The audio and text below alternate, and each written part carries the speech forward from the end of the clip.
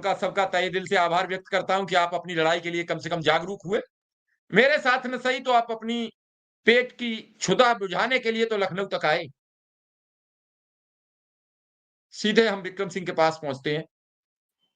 विक्रम सिंह, क्या जानकारी मिली आज किसी से सटीक मुलाकात का कोई रास्ता सबब बना? जो 25,500 अनुदेशक अब सुरक्षित बचा है 27,500 में से, वो सब आपकी ओर कातर दृष्टि से देख रहे हैं कि आप लखनऊ में घूम घूम कर मिल पा रहे हैं कि सरकार नहीं मिलने दे रही है, या आप नहीं मिल पा रहे हैं, या नहीं व्यवस्था हो पा रही है। खास करके महिलाओं में अब रोष बढ़ता नजर आ रहा है। महिलाएं चाह रही हैं कि आखिर आप उन्हें से कहें तो वो लखनऊ आने के लिए तत्पर बैठी हैं, और कह रही हैं कि महिलाएं जब आगे निकलेंगी तो निश्चित रूप से सरकार पर असर पड़ेगा। लगातार आज कई महिलाओं ने मुझे फोन भी किया। चूंकि आज मैं खुद व्यस्त था, मुझे आज कांग्रेस के नेताओं से जो बयानबाजी चल रही थी उस पर बात करनी थी, तो मैं इस सब पर एक बयान उदित राज जी का भी लेके आया, जो राम भद्राचारी ने बयान दिया था कि चमार और नीच वाले पे।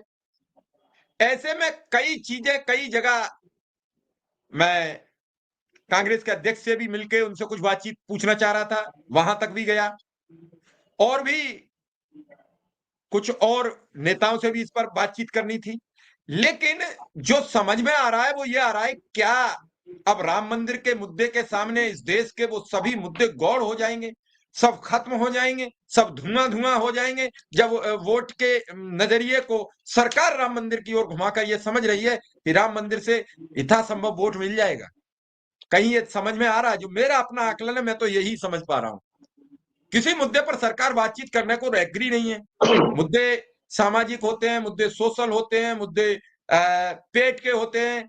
आज ही एक खबर है कि अमरोहा में आर्थिक तंगियों को लेकर पति पत्नी में विवाद हुआ, पत्नी ने तमंचा निकाला, पत्नी को मारा, और फिर खुद तमंचा कनपटी पर सटाया, मार लिया गोली। नमस्कार साथियों, स्वागत है आप सभी का आज के इस नए वीडियो में। ये वीडियो आप सभी शिक्षा मित्र साथियों के लिए बेहद ही महत्वपूर्ण होने वाली है। हाल ही के अंदर की कुछ खबरें हैं जो कि इस वीडियो के माध्यम से आप सभी के बीच में साझा करेंगे।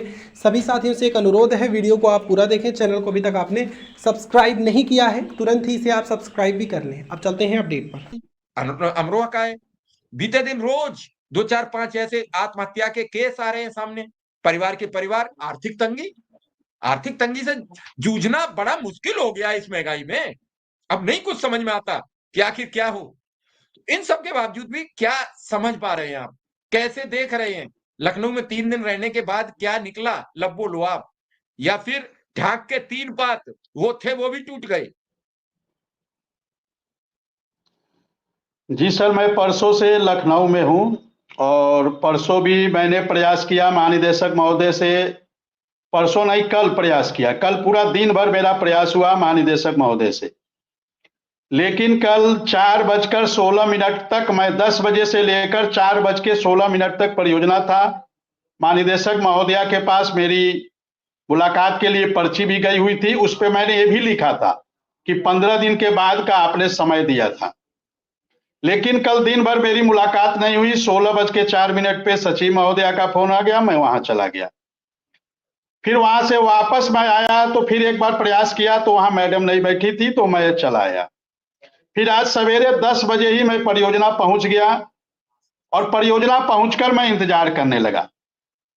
लगभग 1:30 बजे तक, 2 बजे तक मैं इंतजार करने लगा। मेरी पर्ची भी गई हुई थी, लेकिन मैडम ने मुलाकात नहीं किया। फिर मैंने इनके पीएस से जाकर बात किया। उसी समय वो थाना प्रभारी जो पिछले बार 27 तारीख को हमारी मुलाकात कराए थे, वो वहां पे आ गए। क्योंकि आज परियोजना में एक और धरना चल रहा था किसी मुद्दे पे, तो जब वहां देखे वो एसओ साहब मुझे बैठे हुए, तो कहे, अरे भाई फिर आज आप आए हैं, क्या बात है? मैंने कहा, सर उस दिन जो आप लाए थे मुलाकात कराने के लिए, और मैडम ने जो 15 दिन का समय दिया था, आज मैं उसी लिए आया हूं, और कल से ही मैं प्रयास कर रहा हूं मैडम से मिलने का। मैडम से मुलाकात नहीं हो रही है। तो उन्होंने कहा, ठीक है, मैं बात करता हूं मैडम से, और वो गए अंदर।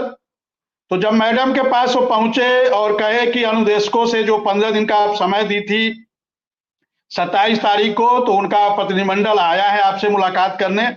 तो मैडम ने कहा कि नहीं, अभी मैं उनसे नहीं मिल पाऊंगी, 1-2 दिन के बाद मैं मिल पाऊंगी। उसके बाद जब एसओ साहब वापस आए तो हमें बताया कि